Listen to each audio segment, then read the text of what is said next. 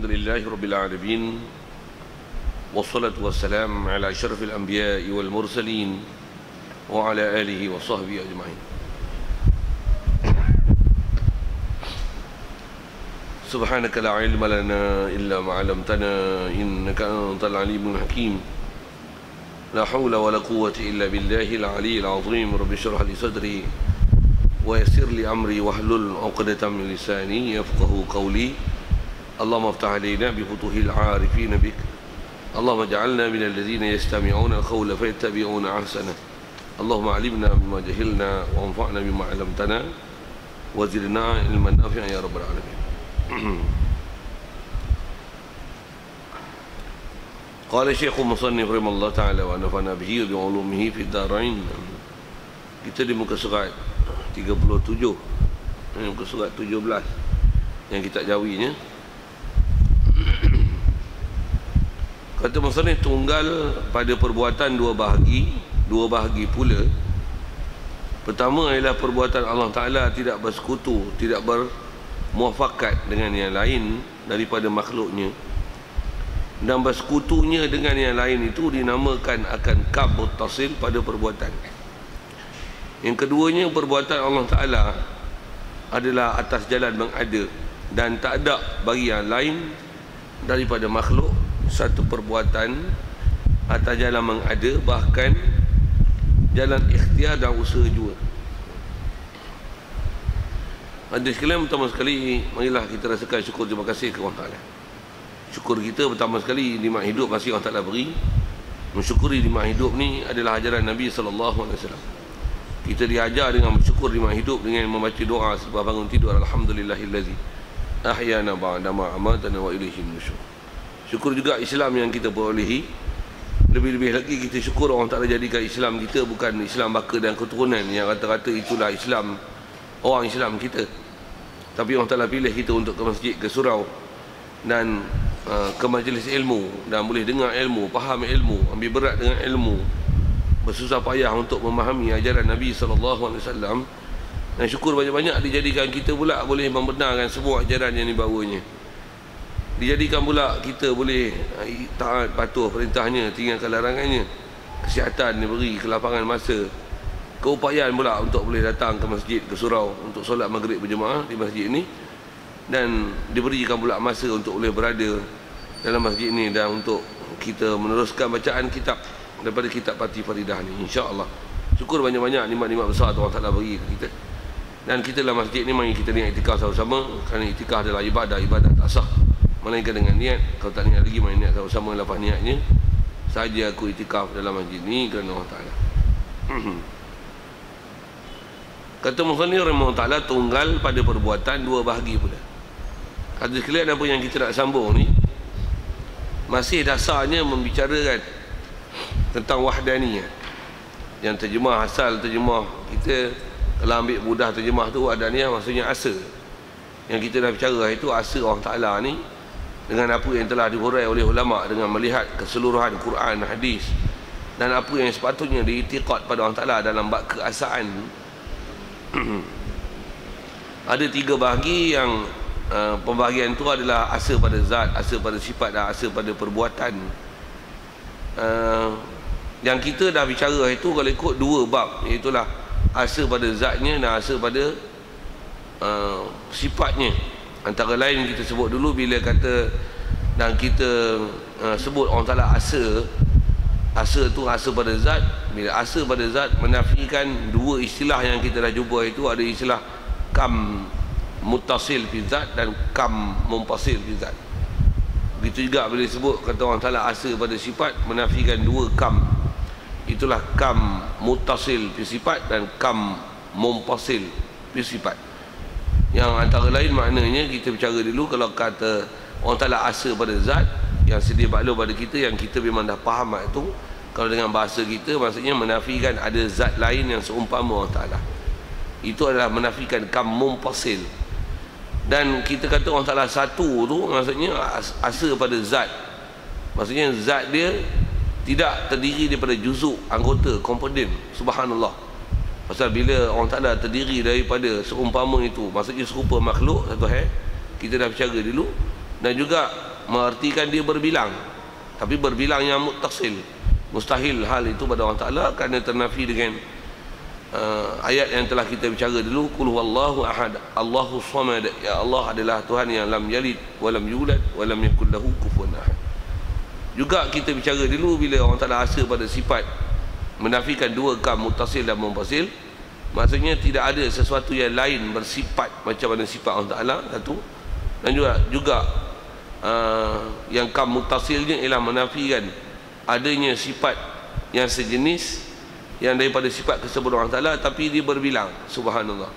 Baik, itu antara dah bicara dululah. Saya sekadar menyebutkan hanya untuk mengingatkan istilah-istilah yang telah kita jumpa dan telah kita belajar. Yang kita nak jumpa ni kalau ikut ada dua lagi istilahnya yang dipanggil kam muttasil dan munfasil juga. Cuma yang ni adalah dalam bab perbuatan.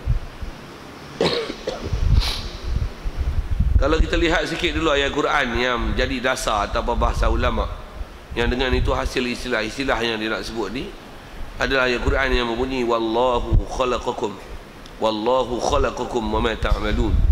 Allah dialah Tuhan yang khalaqakum, dia yang mencipta kamu, wa ma ta'malun, dan dialah yang menciptakan ma ta'malun, apa yang kamu buat.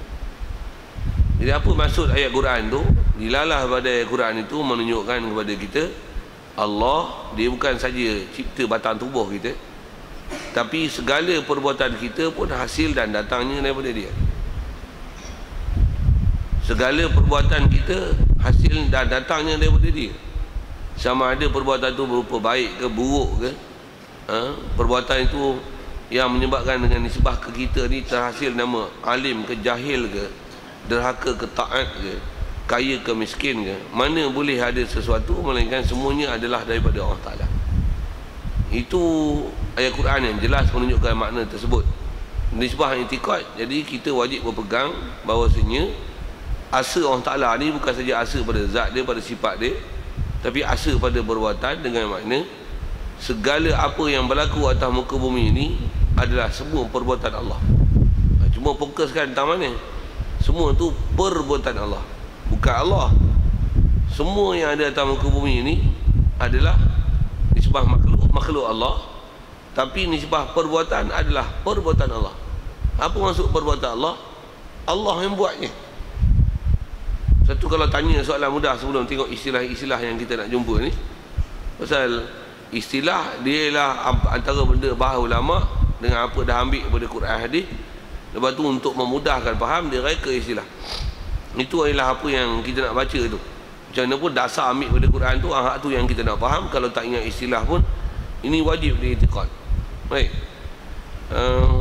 Jadi dasar duk bicara tu ialah yang kata Allah Ta'ala dia yang buat kita, dan semua perbuatan kita dia yang buat. Satu, dengan soalan begini mudah tengok tuan-tuan jawab ke mana. Iblis, siapa buat iblis? Allah. Siapa yang buat iblis jadi iblis? Faham tak soalan? Siapa yang buat iblis jadi iblis? Allah lah buat iblis jadi iblis. Bukan iblis yang dia sendiri, dia yang create karakter dia. Create ni yang putih lah sikit lah. Dia yang cipta karakter dia, dan dia yang kafir, yang seolah-olah kalau atas kata terasing tu, yang dia yang buat diri dia jadi kafir, maka dengan kafir dia lah maka Allah Ta'ala siksa dia. Yang terasing dia buat perbuatan tu yang Allah Ta'ala tak ada kena-mengena dengan dia. Tak betul etika itu. Pasal apa? Mana boleh iblis jadi iblis? Melainkan Allah lah yang tentukan iblis jadi iblis. Kalau kita belajar bab qada pun, kan semua perkara Allah Ta'ala tentu. Nisbah dia tentu satu hal, kan bila dia tentu tu maksudnya semua dalam ilmu dia. Itu satu hal. Waktu bila dia buat, kan semua dia yang buat, betul? Dia yang tahu, dia yang tentu, dia yang buat. Satu, iblis jadi iblis. Pasal apa iblis jadi iblis? Allah yang mencipta karakter iblis jadi iblis. Pasal kita bicara ni, bicara bab ketuhanan, mesti diiktiraf pada Allah Ta'ala apa yang sepatutnya diiktiraf ke dia. Yang tu yang dasar Quran sebut wallahu khalaqakum wa ma ta'malun. Allah dia cipta kamu, dan dia juga yang khalaqa ma ta'malun, dia yang mencipta apa yang kamu kerjakan, kamu buat. Hatta dengan bahasa Melayu yang kita sebut, kat kita kalau nisbah kita, pandang iktibar kita, tengok pada sudut kita, ada kat kita istilahnya usaha dan ikhtiar. Itu pandang dan lihat pada sudut pentaklifan. Kita ada ikhtiar yang disuruh cari dan usaha yang ditaklifkan untuk kita buat. Nisbah pentaklifan memang bahasa gitu. Cuma kalau tengok apa yang kita duk bicara ni tentang nak kata Allah Ta'ala yang buat kita semua dan perbuatan kita, ikhtiar kita dan usaha kita main mana? Mana boleh main sendiri tuan-tuan, melainkan datang daripada Allah. Macam kita nak main mengaji ni, cuba fikir elok, tuan-tuan boleh ada idea, boleh ada ilham, boleh ada kekuatan, boleh ada daya, boleh ada hidayat untuk boleh datang ke masjid dan boleh berada di masjid, boleh faham apa yang nak diajar di masjid ni. Saya mengajar, tuan-tuan dengar dan orang boleh faham tu. Siapa yang bagi faham? Allah. Ini betul ya, fahaman tu. Memang kena itikad gitu pun. Yang tu yang kita nak bicara dengan istilah. Jadi kalau ada istilah tu agak susah, mungkin susah istilah lah. Jadi pun sekali lagi masih bicara situ. Sesiapa yang mengiktikad ada selain daripada Allah Ta'ala boleh buat perbuatan terasing daripada Allah Ta'ala. Yang terasing itu sendirinya, maksudnya seolah-olah perbuatan tu tak ada kaitan dengan Allah Ta'ala. Yang kalau dia buat makhluk, makhluk lah yang buat sendiri perbuatan tu. Kalau Allah Ta'ala buat iblis, iblis lah yang menyesatkan kita. Atas bahasa memang dikata iblis menyesatkan kita, tapi macam mana boleh iblis boleh menyesat? Allah yang jadikan iblis boleh menyesatkan orang. Asal nak bicara ni pasal kita bicara bab Tuhanan. Jadi bagi faham elok, kita nak pandang sudut mana. Pasal kita nak bicara dalam bab ni ialah pandang pada sudut bab ketuhanan. Itikad kita ke Allah Ta'ala, pegangan kita ke Allah Ta'ala, keyakinan kita ke Allah Ta'ala, bagaimana iman yang kita, percaya yang kita, tasdik yang kita ke Allah Ta'ala, yang kita mesti mengiktiraf pada dia sifat kesempurnaan dan tidak akan ada sifat kekurangan. Antara kesempurnaan itu pastilah apa yang berlaku ni semua adalah perbuatan dia, ketentuan dia, ilmu dia. Mesti je. Hatta usaha dan ikhtiar kita pun, mana datang usaha kita, mana datang ikhtiar kita. Kalau sebut dengan bahasa ilham, ilham kita main pada mana? Mana akan datang semua itu melainkan daripada Allah Ta'ala. Hatta ilham tu, ilham yang baik ke yang buruk ke, mana ada sesuatu melainkan semuanya adalah daripada Allah Ta'ala. Okey. Kalau kita dah faham cantiknya itu, baguslah. Jadi kalau ada fahaman yang mengiktikadkan ada selain pada Allah Ta'ala boleh beri mudarat dan manfaat secara terasingnya. Sama ada beri mudarat itu dalam bentuk istilahnya zat sesuatu tu boleh bagi mudarat manfaat, ataupun tabiat sesuatu boleh bagi mudarat manfaat, ataupun elat sesuatu boleh bagi manfaat, ataupun sabab tu yang memberikan manfaat. Mengiktikadkan selain daripada Allah Ta'ala boleh memberi mudarat ataupun manfaat, sama ada diri perkara itu mudarat manfaatkan dia, ataupun tabiatnya, ataupun adatnya, ataupun sababnya, ataupun kalau nisbah kita makan ubat ke khasiat yang ada pada tu yang boleh menyebabkan berlaku yang jadi efektor, menyebabkan berlaku efek sesuatu ke kita.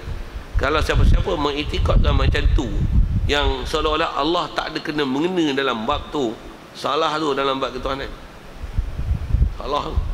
Salah besar tu. Ada ulama mengiktikad menghukumkan kufur dalam semua bab. Ada ulama mengkufurkan dalam bab zat, dalam bab tabiat, dalam bab adat, tapi tak mengkufurkan dia dalam bab-bab, ada beberapa bab lain, antaranya bab sabab. Bahkan kalau tak kufur pun, antara ayat yang disebut oleh ulama iktikad macam tu adalah iktikad fasik. Yang fasik, iktikad fasid. Orang yang beriktikad itu fasid, maksudnya rosak, jadi fasik. Pasal apa fasik? Iktikad salah, keluar pada kaedah ahli sunnah wal jamaah. Okey.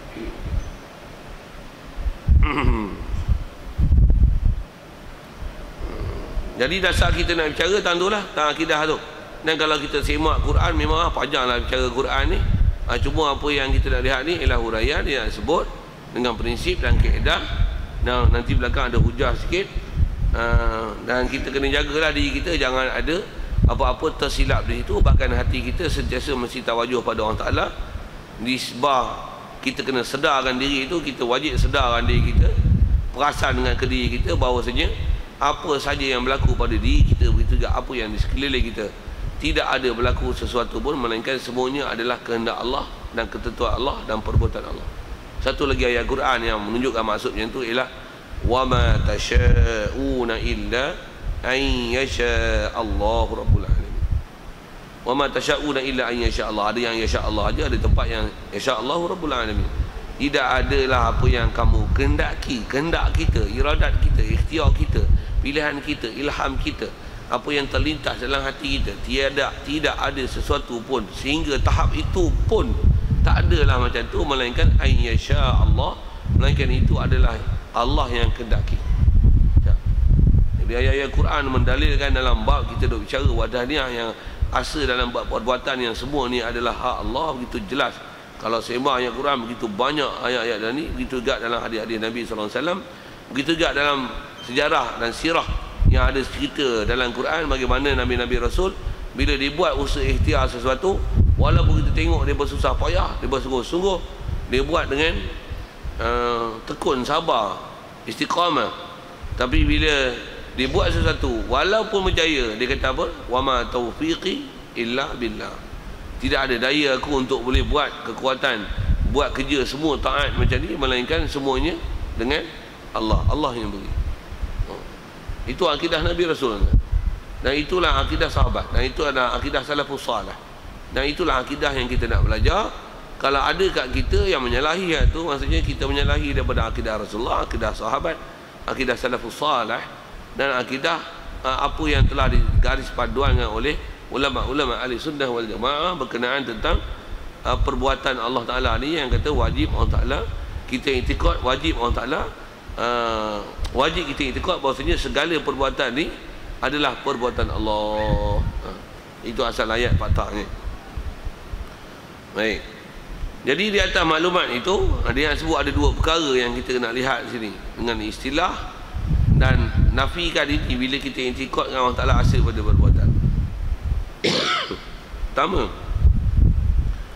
Pertama wajib iktikad perbuatan Allah Ta'ala tidak bersekutu, tidak bermuafakat dengan yang lain daripada makhluk. Allah perbuatan dia bukan muafakat dengan makhluk. Maksud bukan muafakat dengan makhluk ni, bukan kita buat lepas tu Allah Ta'ala turut dan laksanakan mengikut pilihan dan kehendak kita. Ini betul. Bahkan dia kena terbalik. Apa dia? Apa yang kita buat, apa yang berlaku pada kita, semuanya adalah perbuatan Allah. Baru betul. Bukan apa yang kita pilih, apa yang kita buat, apa yang kita minta, apa yang kita usaha ikhtiarkan, maka Allah pun muafakat dengan apa yang kita buat. Tak betul tak? Betul tak? Bukan Allah muafakat dengan kita, bukan Allah Ta'ala bersekutu dengan kita. Bahkan apa yang berlaku dengan kita ni adalah semua ketentuan Allah, ilmu Allah dan perbuatan Allah. Cuma tengok pada sudut hasil perbuatan, nampak kot kita. Kita buka lampu terang, nampak apa? Lampu lah terang. Adakah bila kita buka lampu terang tu, maka bila kita buka lampu, maka Allah pun muafakat menerangkan lampu itu? Itu kan? Bukan, terbalik. Allah yang terangkan lampu itu melalui proses yang nampak kot kita. Kita tekan switch, lampu terang. Jangan terbalik. Kalau terbalik, maksudnya kita faham yang buat perbuatan tu siapa? Lampu. Kalau sebut ke lampu tu sebagai contoh, Allah muafakat kan lampu. Ada pula. Kalau Allah muafakat kan lampu, siapa yang power lagi? Allah ke lampu? Lampu. Kita makan ubat, siapa pergi sembuh? Allah. Cantik. Ulama kita dulu ajar kita akidah cantik. Bukan bila kita makan ubat, maka dengan makan ubat tu Allah Ta'ala sembuhkan kita dengan ubat. Itu kan? Dia boleh sembuhkan kita tanpa ubat. Itu ubat. Ubat adalah sabab. Kalau bahasa sabab, dia adalah elemen, benda yang untuk Allah Ta'ala bagi kesembuhan, yang nisbah usaha ikhtiar lalu kot kita. Pasal kita hidup atas muka bumi ni, nisbah kita tak dapat tidak mesti ada usaha dan ikhtiar. Kat kita mesti ada sabab musabab. Hang lapar hang makan, hang bodoh hang main mengaji, hang gelap hang buka lampu, hang panas hang buka kipas, hang buka aircon. Apa seumpama tu kan? Nak anak hang kahwin. Apa seumpama tu? Mesti sabab itu dibuat. Macam mana pun bila sabab kita buat, nak kita lapar makan, siapa lagi kenyang? Allah lagi kenyang. Bukan dengan kita makan, bersama-sama kita makan tu Allah kenyang dengan kita. Jadi kalau itu makanan lah lagi power daripada Allah Ta'ala. Allah Ta'ala muafakatkan kenyang tu dengan makanan. Jadi makanan lagi power. Jadi siapa ikut siapa?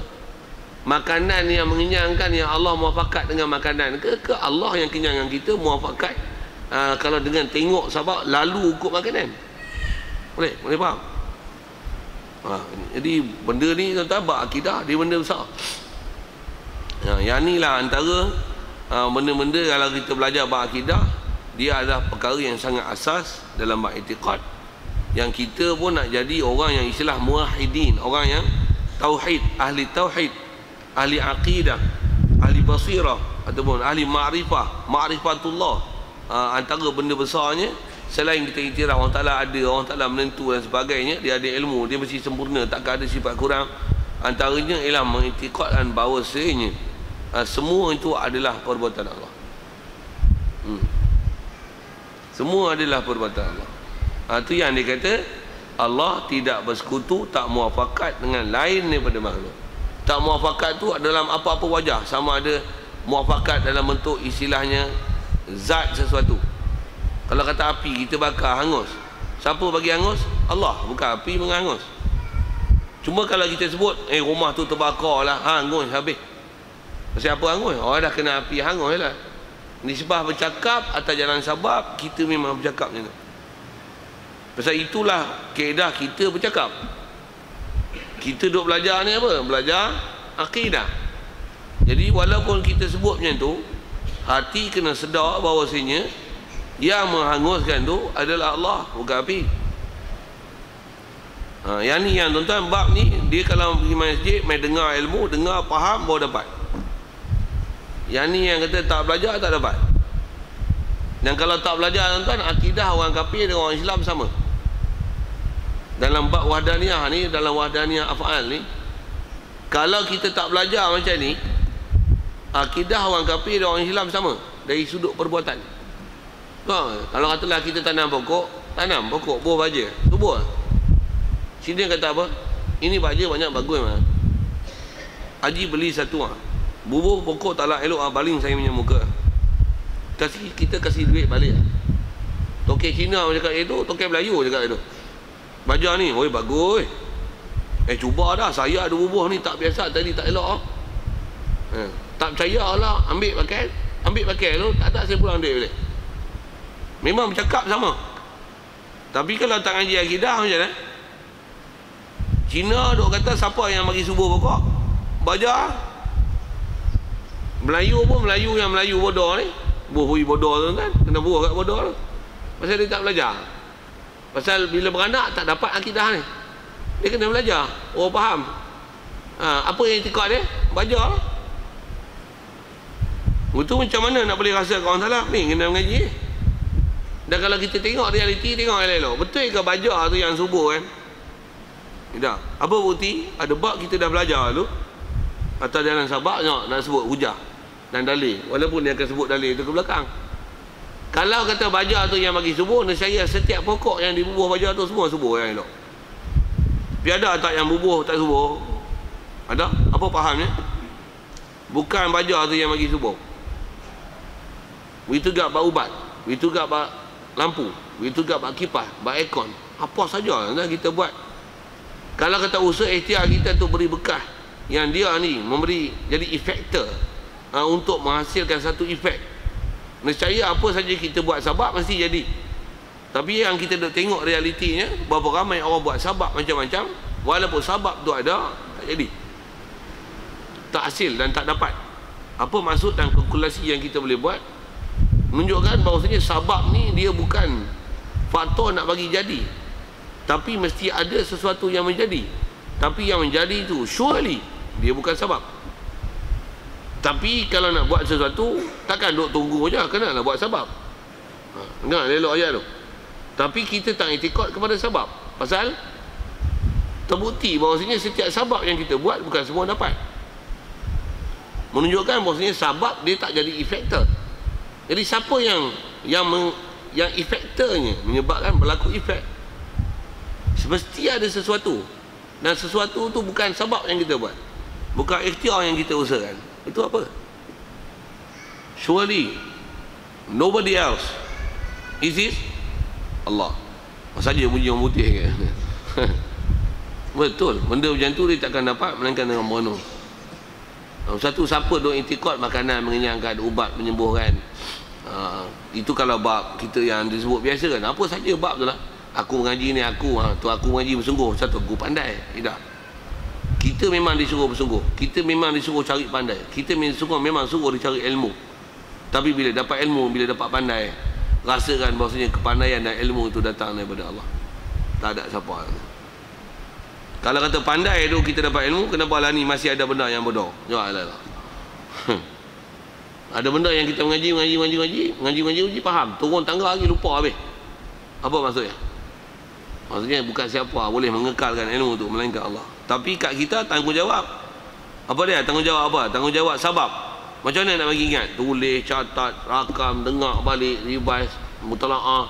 Tu. Ya, sebab tanggungjawab sabab, kita ditaklif sabab. Macam mana Allah Ta'ala hantar Rasul untuk bagi sabab? Dia boleh tak bagi hidayat pada umat tanpa hantar Nabi Rasul? Boleh tak? Oh, boleh. Tapi dia hantar tak Nabi dengan Rasul? Hantar. Apa nak faham tu? Maksudnya dia buat sabab. Dan dia bagi Rasul ni, Rasul bodoh-bodoh gitu ke? Rasul cerdik? Rasul cerdik. Pula tu ada mujizat tak? Walaupun tak ada mujizat, kalau ikut boleh tak orang membenarkan Nabi Rasul walaupun tak ada mujizat? Boleh tak? Boleh. Tapi dia bagi gitu ke? Tidak. Semua Nabi Rasul dia bagi mujizat. Apa faham je tu? Maksudnya nak mengajar pada kita prinsip Allah Ta'ala mentadbir alam ni, hatta bak Nabi dan Rasul, hatta bak hidayat pun dia bagi sabab hidayat. Hantar Nabi, hantar Rasul, hantar mujizat, hantar hujah. Rasul pula cerdik. Pula tu tak ada ciri kekurangan yang menggagalkan visi dan misi dia. Allah Ta'ala bagi hantar Nabi Rasul perfect, tak ada siapa boleh argue dengan apa yang hal pada Rasul. Begitu juga hujah yang didatangkan, tak ada siapa boleh kalahkan Nabi Rasul berhujah dengan. Macam mana pun ada dapat hidayat? Ada tak dapat hidayat? Nak menunjukkan apa? Bukan Rasul yang bagi hidayat, tapi Allah yang bagi hidayat. Tapi sebab hidayat macam mana? Allah Ta'ala hantar Nabi, hantar Rasul. Dia bagi mujizat, bagi hujah, kecerdikan, sabab, semua dia bagi. Tapi di atas kita bicara bab wahdaniah ni, yang kata bukan Allah bersekutu dengan makhluk. Tak. Bahkan Allah lah yang buat semua. Okay. Baik. Dari segi nama, mengiktikadkan Allah bersekutu dengan makhluk. Jadi Allah dia bersekutu dengan makhluk, itu dipanggil kam muttasil pada perbuatan. Maksudnya dok iktikad Allah bersama dengan dia, ada sesuatu lain yang buat. Apatah lagi iktikadkan ada sesuatu tu yang sebenarnya buat Allah bersekutu dan bersyarikat di situ untuk buat sesuatu. Salah i'tikad. Salah. Itu dipanggil kam muttasil pada perbuatan. Jadi kam muttasil ni masalah tak mana mengiktikadkan Allah bersama dengan dia ada sesuatu yang bersekutu. Bersekutu tu kalau saya sebut dengan ayat pertama ni, saya kata apa? Awal-awal tadi, yang kalau makan ubat sembuh, Allah dengan kita makan ubat disembuhkan kita melalui ubat. Jadi bersama-sama ubat tu Allah sembuhkan kita. Itu i'tikad bersekutu. Salah macam tu. Begitu juga kalau macam ni, Allah bagi sembuh, lepas tu bersama dengan sembuh tu kita makan ubat. Jadi dia nak menyembuhkan kita, tapi dia tak akan sembuhkan melainkan dengan makan ubat. Jadi bersama-sama Allah dan ubat sembuhkan kita. Itu pun salah juga. Sepatutnya macam mana? Allah bagi sembuh, kat kita makan ubat. Tapi bila makan ubat sembuh, siapa bagi sembuh? Allah bagi sembuh.